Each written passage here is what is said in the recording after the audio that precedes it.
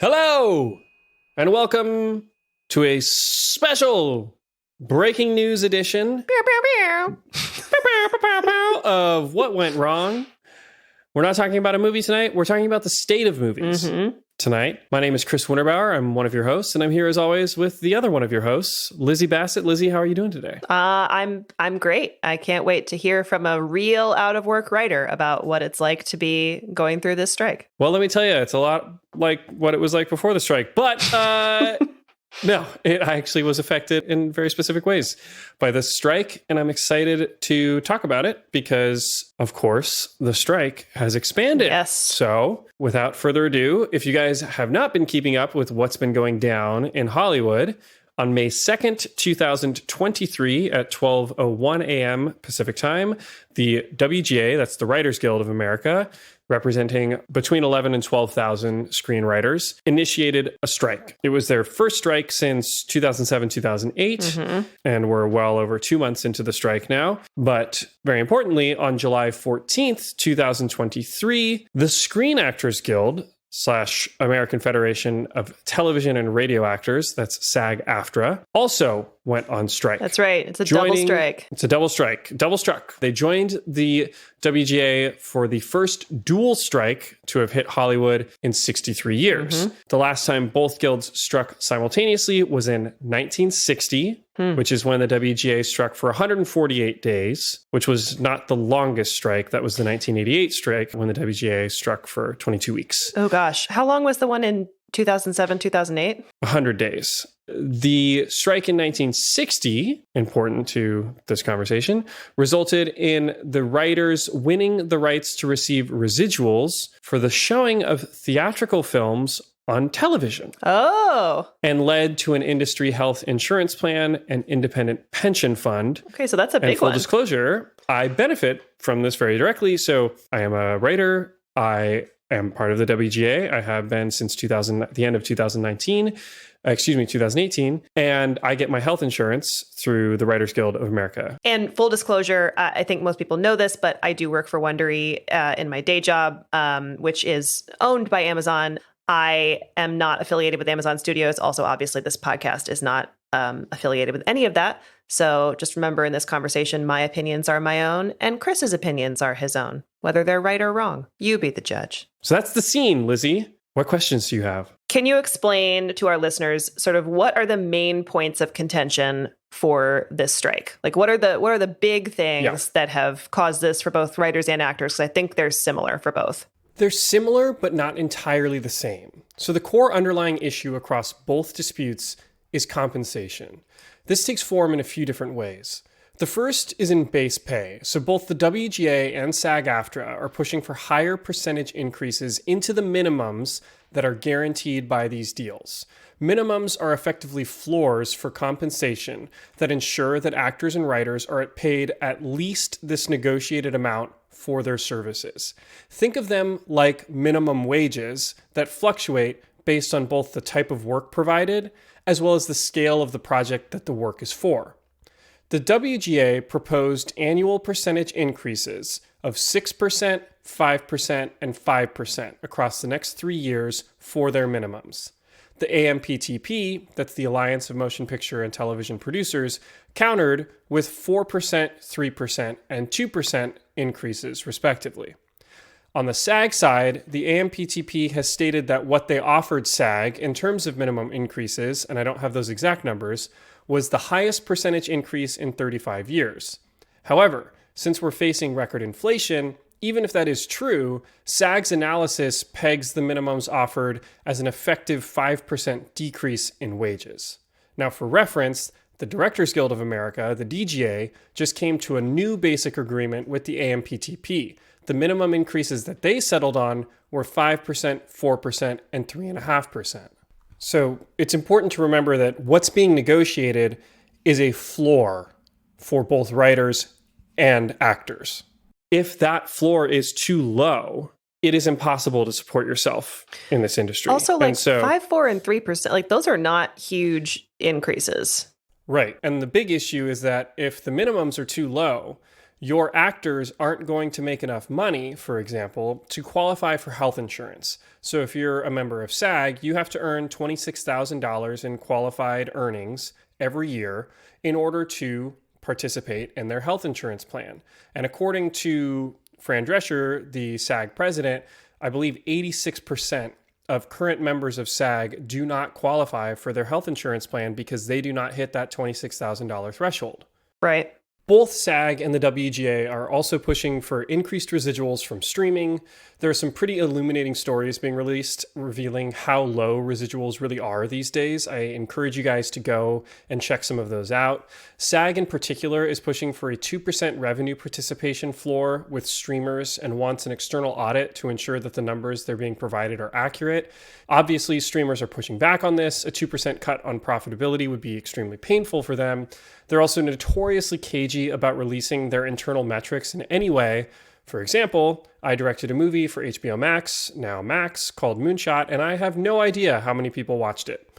The WGA is also fighting for staffing increases, and they're fighting against the use of mini rooms, which are a reduced form of television staffing that's been developed over the last 10 years to keep their costs down. They're also pushing for higher compensation on series since there are now lower episode orders than there used to be. So television shows in the 90s, you'd get 22, 24 episode orders for a season. Nowadays, it's not unusual to have only 8 episodes in a season of television. SAG and the WGA are also both demanding higher contributions to their pension and health plans. And then there are a number of guild-specific fights as well, including what I would call professionalism demands. SAG, for example, wants to limit the amount of self-tape requests that actors can be given because auditions have become entirely remote. This may sound like a small thing, but it's actually a really big burden on actors. They have to record themselves at home, and that means they have to figure out how to get good audio, good video, get somebody to read with them. They have to get good lighting. They're effectively serving as a home production studio for their own auditions, which is something that they're not paid for. Now, of course, the big issue that's on everyone's mind beyond this simple compensation fight is the implementation of AI, or artificial intelligence, in Hollywood. The crux of the issue is studios do not want to be encumbered by restrictions, guild restrictions on the use of AI going forward in creating their products because AI could represent a major cost savings and therefore lead to greater profit margins, whereas guild members don't want to be either replaced or exploited by way of AI in terms of the studios using either their likeness or the collective breadth of their work to create new material going forward for which there will be no compensation. Again, 2 different ways in which those affect writers versus actors. Right. Well, one of the most interesting things that's been flagged about the actors' side is, you know, initially people were talking about, oh, they could take your likeness and you could have Titanic starring, you know, Clark Gable with opposite, I don't know, Meryl Streep or something, because they can do whatever they want with your face and voice. But the other thing that to me seems a lot more likely for them to do right away is to use AI to generate extras and to not pay people to be like, they don't need them if they're just doing it that way. Yeah, this is a sticking point that has been brought up specifically by Fran Drescher, who is the president of SAG. What has been leaked has been a proposal, supposedly, from the AMPTP saying, what we're suggesting is we would pay your actors a 1-day fee. They would come in for a movie. We would scan their faces. Right. They would perform that day. And then for the rest of the film, we would use, it's not just AI, it's a combination of the technologies that AI enables plus the use of VFX artists in order to generate extras for the rest of those scenes. And we don't have to pay for their labor on those days. One report said we would just be able to use those actors in perpetuity. Oh, God. I believe there was a clarification from the studio side. No, it would be only for a specific project. To be clear, that is technically already done right now. That's true. They do pad out scenes. Right. They do. They will bring in actors. They might have a second unit director film those actors crossing, for example, in the back and forth in front of a blue screen, doing a variety of different actions. It's less a quantum leap forward in technology than a continued erosion by way of a practice that's already been established at this point. I'm not saying it's okay. I'm just saying, like, this isn't a revolutionary thing that is being proposed. It is just a deepening of a practice that's already happening. In terms of AI, I do think that the more revolutionary things happening are on the writing side, just because the leaps and bounds that have happened in terms of AI are around large language models and the ability for it to generate. I mean, it can do it visually too. I don't want to minimize that, but the leaps we've taken forward in terms of how close AI can get to a specific writer's voice is scary. Yeah, it's really interesting. So I've messed around with ChatGPT a decent amount, mostly to try to figure out what's going to take my job and introduce myself to it. Mm-hmm. But the stuff it writes isn't good. But here's the problem. The way that these things work is that the more data they are fed, the better they get at replicating it. So hope you didn't put any of your scripts into ChatGPT because... Well, no, I haven't. But then again, it could already scrape a number of my own, for like 2 of the movies I've written exist, and it can scrape those. Yes, but the way that I understand, particularly ChatGPT, is that there are some legal parameters about what it can use. However, if you feed it information, so this is something to be careful of. If you were just like to upload your own writing in large form. Or if you were to feed it a pitch and ask it for help on that, people should be aware that if you are doing that,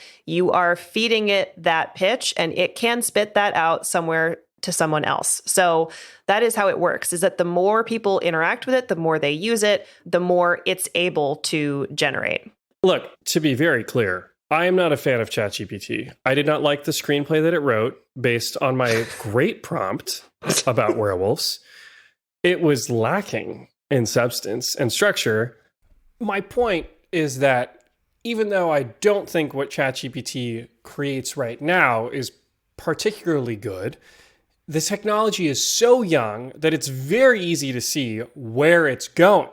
Even if the worst thing that AI does to the writing profession from screenwriting is to replace the mediocre writers in Hollywood, of which I proudly am one. Remember that so many of your favorite writers, your favorite actors, your favorite creatives in any field toiled in mediocrity, or at least had to exist there for a moment before they were able to achieve greatness. And for many of us, getting to be mediocre at something and still earn a living is how we provide for our families. Yeah, for most people. That's the definition of the word mediocre, I think. I'm not that good a writer. Okay, but so to get back into this as it pertains to both of the strikes, what happens if boundaries are not placed on what studios can do with AI? And what are writers and actors trying to, like, what parameters are they trying to put in place to kind of keep this in check? Well, I don't know. So I know publicly the Writers Guild is saying no AI. Sure. I think that this whole thing is going to play out on the legal side much more than it is on the union side, which is these models learn by ingesting other people's material. Yep. So how do you pay for that? Or what if the studio has to license stuff from Microsoft, or all of a sudden they owe... That's what I was getting at, is also like, if you use, let's say you use this thing to generate your pitch or even generate an outline, you cannot guarantee it's not pulling information from someone else who fed their own outline into it. So legally... Chain of title is the really big issue. So ownership for studios is the big exposure point when they're developing anything. To be clear, there is a way around this, which I'm sure is being discussed, but that is to build a model internal to... You could build an LLM internally. Right. You could feed it all of the classic scripts, and then you get your new Wizard of Oz, which is like Dorothy with 4 legs. But it is... Attempting to stop a corporation from using a new technology is like lying in front of a train. Yeah. And by the way, the guy that's running the train doesn't care about people. So when I say trying to stop AI is fruitless, what I mean is this technology is coming. We cannot prevent this technology from existing, unfortunately, because of the Zuckerbergs of the world. I know he didn't invent this, but the best thing that we can do, I think, is create legal protections that give people recourse, guardrails, to, if needed, use their union or a lawyer to sue more powerful entities, the studios, tech giants, when they candidly abuse people's work, likenesses, labor, etc. That is ultimately the point of a legal system. That is the point of unionizing, is to create a credible threat to a corporation, which at the end of the day will act at best amorally in many of these situations when implementing a new technology in order to maximize their profits. That brings me to my last question, which is what happens if a deal is not reached? Or what happens if this continues to stretch on? Well, I mean, everything's shut down. Right. So when the Writers Guild went on strike, the most immediate thing that feels it is late night television, because it's the fastest thing that goes on the air that requires the use of writers. The next thing that's going to get hit are projects that are in production, but don't have the scripts finished for the entire series, for example, or they need more work to continue shooting. Those projects then get shut down because they don't have writers that can perform those duties. A lot of TV shows have gotten shut down along those lines. Then come all the movies that were supposed to start shooting or are in pre-production. Right, that now can't because of the actors. There's still another class of movies, which are all the movies that had finished shooting, but were in post-production. But now that the actors are on strike, you actually likely can't finish those. And if you can, you might not want to release them. So here are the work and services prohibited under the rules for TV theatrical contracts. So on-camera work, acting, singing, dancing, performing stunts, piloting an on-camera aircraft, puppeteering, performing capture or motion capture work. Wow. And then off-camera work, ADR looping, that's automated dialogue replacement. So that's when an actor is brought back in, either for technical or performance reasons. They re-record the line that was captured on set so that it can be replaced in post-production. There's a lot of ADR in movies, guys, and TV. So can't do that. Voiceover for TV trailers, theatrical trailers, any voice acting, singing, narration, stunt coordinating, and related services. Then there's also background work, stand-in work, photo fittings, body doubles, wardrobe tests, makeup tests, rehearsals, camera tests, scanning your body, interviews and auditions, promotion of publicity services for any of this work, including tours. Yeah, Comic-Con's going to be interesting.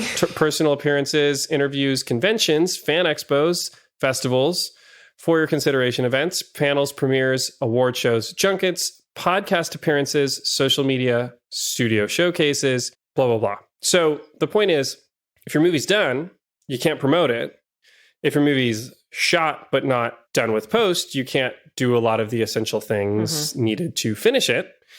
If your movie hasn't been shot yet, you can't shoot it because you don't have actors. And if you don't have a script yet, you can't get it written because you don't have writers. Now, you could get a director, and I am available as a director. I also am part of the Directors Guild, and we did reach a deal with the AMPTP, but there's nothing that the directors can do at this point. And the directors have very graciously said that they stand in solidarity with their struck brethren and sistren. And so if an agreement is not come to, so an agreement eventually will be negotiated. Sure. The question is, how long will it take and what will be in it? Exactly. First of all, in terms of studio incentives, there's the more traditional studios and then there are the tech giants. In terms of the lowest level exposure, I would argue you have your Amazons and your Apples, and think of Apple with their streaming service, Apple TV Plus, which I think is great and I have, and I love so much of the content on there. I don't think Apple makes any money off of that streaming service. That streaming service exists to get people to buy iPhones and MacBook Pros. It's, you know, a loss leader for them. And Amazon similarly wants people to sign up for Amazon Prime. And so it's a benefit that you get to watch the shows that they make. Whether or not they make money, ultimately, Amazon has such a great business. Apple has such a great business selling phones. That's the important thing for them. Whereas something like Netflix is profitable now, and it is just a streaming service. But the advantage Netflix has is that it has now transitioned into reality TV. It has a ton of reality TV, and they do a ton of production overseas. So with the success of shows like Squid Game and Money Heist, they are not bound to labor in the United States. Globalization has been the name of the game for Netflix. And then you have Disney, which is making rumblings about maybe getting out of the TV business. And you have Paramount, and you have Universal, and you have Sony. And these studios are the ones that are more vulnerable to the labor stoppage now, because they still rely on this homegrown content in order to make their businesses profitable at the end of the day. So in strikes past, some companies buck first. And so the question really isn't, can the Writers Guild, SAG, et cetera, outweigh everyone? The question is, can they outweigh the weakest members of those groups? Both sides, I think, have really strong incentives right now, in that I do think there's an extreme amount of pressure from Wall Street on these companies to cut costs. And so in the short term, a strike is helpful from a financial perspective. That's interesting. But that could become really painful in the long term. But I do think it's worth looking at some of the similarities to the 1960 strike that happened, because there are some really interesting historical parallels. So, first film ever shown on TV, guys, real quick. The Police Patrol, 1930. The hell is that? It was a movie. It was 60 minutes long. They cut it into 10-minute segments, and they released it over 6 weeks. Yes, it was the original Quibi. I know you were thinking it. Oh. It was. So then over the following 2 decades, TV grows, but the major studios aren't interested in putting movies on TV, because they're thinking, we make money at the box office. Why would we want to put our movies on TV for free? Because this thing's just piped in through the air, right? This is before cable, so it's just broadcast television. The way it's paid for is through advertising. And so the studios are like, well, we're not going to do that. Of course, people start watching a lot of TV. So eventually the studios realize, okay, fine, we got to put our movies on TV. We're going to license our movies to these networks, and they're going to put them on TV.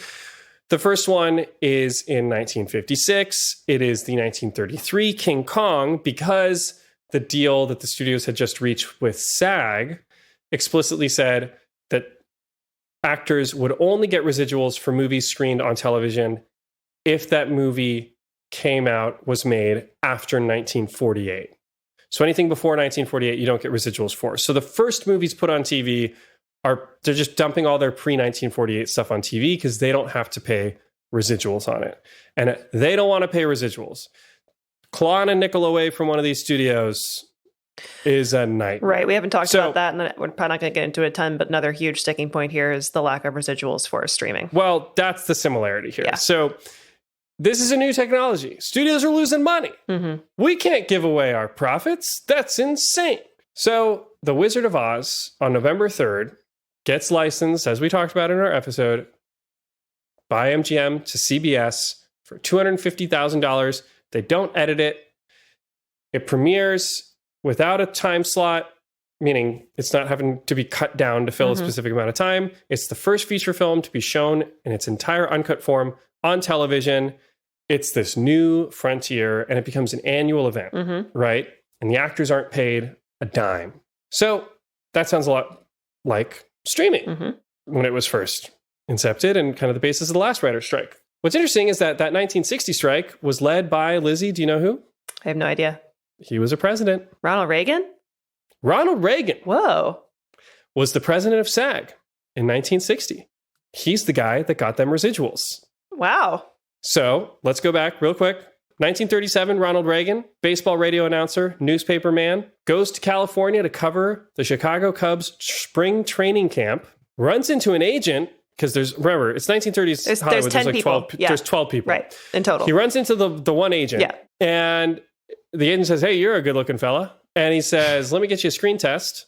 Does the screen test. Warner Brothers says, there's only 2 other actors here. We could use you.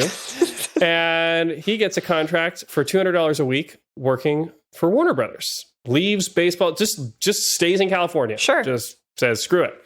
Turns out SAG had just been formed, the Screen Actors Guild, a few weeks earlier. 10 years go by. Reagan's a working stiff in Hollywood, rising up the ranks. 1947, at the age of 36, he is elected the president of SAG.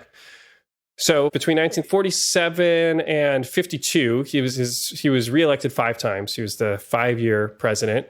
He was then a liberal Democrat, believe it or not. And he is the guy that got the actors for television residuals for their shows when they were rerun, which was not standard practice. So what you're telling me is we need to find a Ronald Reagan. It's Fran. That's Fran Drescher. Yeah. 1959 rolls around. The agreement between the actors and the producers expires. Runs out. Right. Expires, just like today. And the actors say, we want residuals for the feature films that are going on TV because that's the future. In the same way that actors and writers today are saying, we want better residuals on the stuff that's going out in streaming. And the studios say, hey, no. Our box office profits have been going down for years. Does this sound familiar? So between 1945 and 59, domestic box office had dropped by nearly 70%. And the studios are saying, we can't afford this. And the actors are saying, we're going to walk if you don't pay us. And the studio says, there's no way. There's no way. They're poor. They're all a bunch of poor people. We're so poor. They can't survive. So then on March 7th, 1960, the actors struck, joining the Writers Guild, which had already struck in a industry-wide strike, the first one in Hollywood's entire existence. So this is only the second time this has ever happened. Yeah. Okay. 5 weeks is how long that strike lasted with the actors. So remember, the writers were in it a lot longer, but the actors, 5 weeks before the studios finally caved. And here's what the actors got. They got residuals for all films starting in 1960. They did not get residuals. They wanted retroactive residuals for earlier years. They didn't get that. So then they got, instead of residuals for films between 1948 and 59, they got a one-time payout of $2.25 million, which SAG used to create a health insurance plan and a pension plan. Again, leave the AI stuff aside. I want to highlight the similarities. An industry in decline, producers crying poverty, a major labor stoppage, fight for participation in those profits. The broad strokes are basically the same as the fight now. I think all of this is to say, I have no idea where things will bottom out on the AI thing. My guess, if I had to guess, is that they're going to kick the can 3 years until the next agreement. But hey, maybe we'll get another Quantum of Solace. True. A film that was shot during the writer's strike of 2007-2008 without a writer. And you can feel it. Yes, you can. Along with Michael Bay's Transformers. So that's a little primer on the strikes. I believe I got most of that information correct. I think I got those percentages correct. And again, the DGA did reach a deal with the AMPTP. SAG did not. And nothing is getting made. So listen to more of our podcast. Listen to the podcast. And on that note, thank you all for tuning in. And we will see you in a week for a very special Mommy Dearest episode. And this is also a special week because this is not the only piece of bonus content that's available. Behind the paywall, if you are a patron on our Patreon, you can also hear a special episode about all the hot goss between Kevin Costner and Taylor Sheridan, the creator of Yellowstone. It is an episode discussing Costner's sort of abrupt exit from the series and what that resulted from, and some parallels to some times earlier in his career as well. Please give that a listen if you're a patron. If you're not, go become a patron so you can listen to it. It's pretty fun. Thanks so much, guys. Thank you for your support. If you'd like to come say hi, I'll be on the picket lines. There you go. At Warner Brothers. Go see Chris. Talk to you guys later. All right. Bye. Go to patreon.com/whatwentwrongpodcast to support What Went Wrong and gain access to bonus episodes, video content, and more. What Went Wrong is a Sad Boom podcast presented by Lizzie Bassett and Chris Winterbauer. Editing and music by David Bowman, with cover art from Euthana Uos.